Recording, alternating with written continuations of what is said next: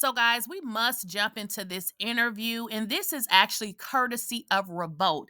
If you guys don't know, Young Miami does a show called Carisha Please, and that material is actually licensed and owned by Revolt. You probably already know that Diddy used to be, one of the executives or owners of Revolt, but he has now stepped down. Young Miami is trying to redeem her career, and what better way to do this other than come out and give us some bull crap I don't know what she call it, because this is not giving what she thought it was supposed to give, y'all. And I wasn't gonna talk about it, but I don't watch this interview, and I'm just so irritated to everything, with regards to it. And this just was not her clearing the air. This is just simply her losing so many deals and so many things, and now trying to come out and do damage control.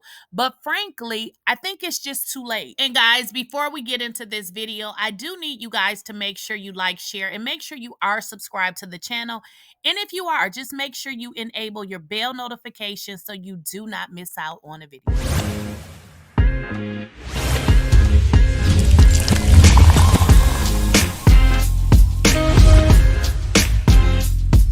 Please, I don't have any time for any gossip now.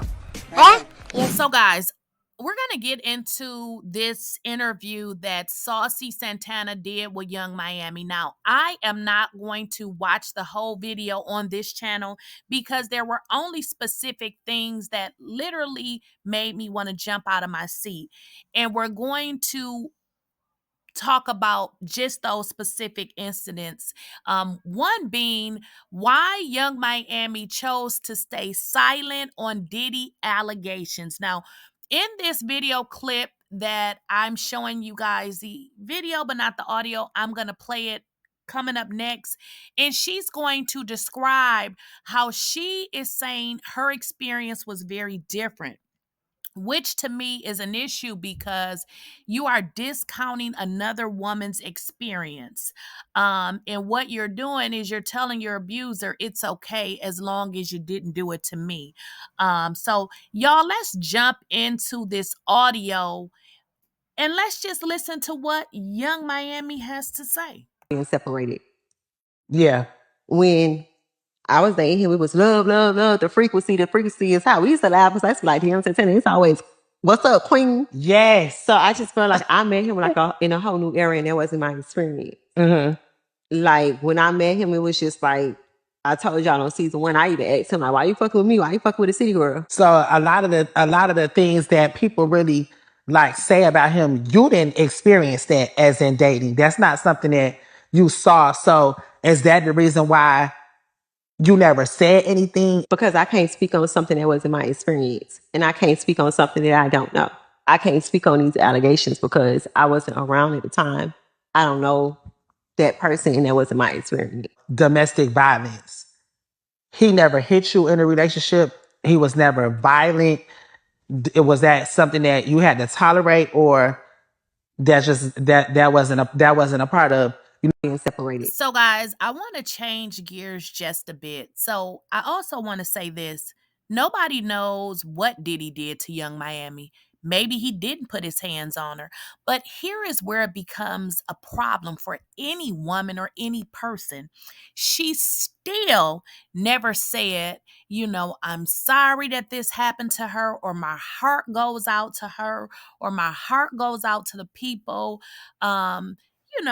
The individuals who have been suing him, people that has come out and has said that they've been abused. She didn't even acknowledge those people. She dismissed them as if everybody is lying. But this is why I will never believe what this woman has to say. I believe she was right along with Diddy. I believe she went along with the program for money. And she said it on this particular interview. They didn't have anything going on. She was broke. In so many words, she was broke. She needed money. So her getting with Diddy was everything that saved her. She talks about depressed. She was depressed because the money was low. The money was low. And listen, guys, before I lose my train of thought, this woman claims she knew nothing about this, but we're going to get into some of the things she was tweeting years ago, before, just a little bit before all of this came out. But now she knows nothing about it. And I'm going to just clarify this tweet that I have on the screen. This is when her and Gina went back and forth. Now, Gina was another lady that Diddy was in a relationship with, but she went on to Tasha K's platform and said that he had pretty much beat the baby out of her. I hate to say it, but that is what she said. This is what Young Miami said to this girl. If I wanted you to eat my cootie cat, y'all know what cootie cat is. Diddy would have had you on your knees, ho. You a eater.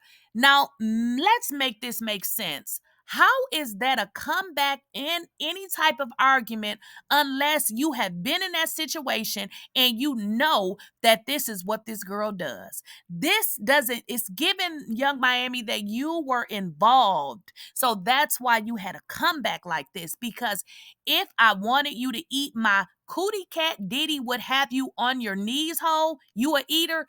This is exactly what everybody is saying about him. So we don't need to go back and forth as if we don't know what this is all about, Young Miami baby. We know that you were right along with him based on what you said. You said this. Now here's another one. She responds, Gina, you've been down bad ever since I came into the picture, ho. You've been crying for a baby for 10 years. Hoes, you've been around as a bee that eat pussy. She said you eat cootie cat and you suck di. Y'all know the rest. This is what Young Miami says. She said you the same bee that was on Tasha K because you wanted a baby. Poor sushi. Now, y'all, I don't know what else to say. Young Miami was not sympathetic to this girl, although she knew she went on Tasha K's show and said she had been beat. Now, how can you unsee that? And guys, here's more proof. And this is all over the internet.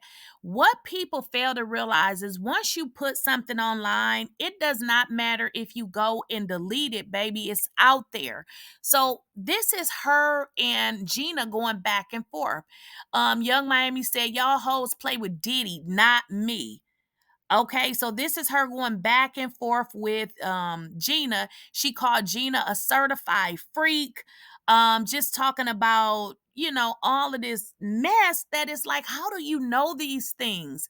So Gina is again going back and forth with Young Miami, and she says, Carisha, you want to taste this yum yum sauce. So it's something weird that was going on, which obviously, now that we're hearing these claims, it adds up. Young Miami is saying Gina's a freak and she's on her knees. She's a pea eater. Where would she get that from? I can never believe anything Young Miami states with regards to, and in all honesty, guys, the only thing that she's ever said is that he never put his hands on her. She never really denied any allegations. To be honest, she never ever denied it. But with this information that she's coming out, when she's going back and forth, we know that, girl, this is true because you told us already. More receipts. Young Miami is telling Gina, I love sushi. I mean, is sushi not fish? And then she says she loves me. So again, guys, I can never take her serious because what she's saying doesn't add up. And again, I'm just, thinking out loud here. She's never really said that none of this happened. She said he never put his hands on her. And maybe he didn't. Maybe he didn't. But it doesn't negate that it didn't happen to other people. But I mean, I don't believe that. I mean, she said he didn't. I don't believe it. Maybe he didn't. I don't know. But what you guys need to understand, and this should be your takeaway, that video that she did is already over, or so when we're looking at it on our side, it's always the numbers are lower. So it shows at about 2 million. It's well over 2 million. Because what you guys can see and what the creator sees, the creators always see the real numbers. You guys don't see the real numbers in real time. So that interview, well over 2 million. Young Miami is broke as hell. So she is needing to redeem herself. And let me tell you, with another receipt, why I know she's trying to redeem herself, because her own best friend said it. Y'all got to read between the lines. Renewed, there's no way that she could sit on the couch and address other people's smoke and go into other people's issues without addressing the elephant in the room. And so that's what she did. I don't know what else to tell y'all, but Saucy just told y'all there would be no way that she can sit on the couch and talk about other people's issues without addressing the elephant in the room. So this was a play in they faces interview, because it was a full of SHI to the T. This was bullcrap. Carisha, City Girls, didn't give us nothing that we already knew. Nothing new here. Nothing. It was just the appearance of I'm dressing the issues. Let me appease a few people and see how we can smooth this over. Because as she stated in the interview, and y'all got to check out the full interview your own, you can do that over at Revolt. She states that the money wasn't coming in. The City Girls was a flop. JC would have made her own music. What else does she have? So, hey, y'all go check out the full interview. But this is or was a classic case of let's play in their faces, because she is coming back with Carisha Please. In order to come back and interview people, we need to know why you didn't address the issue. And sad to say, she still did not address the issue. And you guys already know the drill. Make sure you like, share, and subscribe to the channel. And also, guys, let me know what you guys think in the comments with regards to this entire interview. What do you think? Do you think she was being honest? Do you feel like she was blowing smoke? I want to know what y'all thought. And if you have not enabled your bell notification, make sure you do that so you don't miss out on the video or when I go live.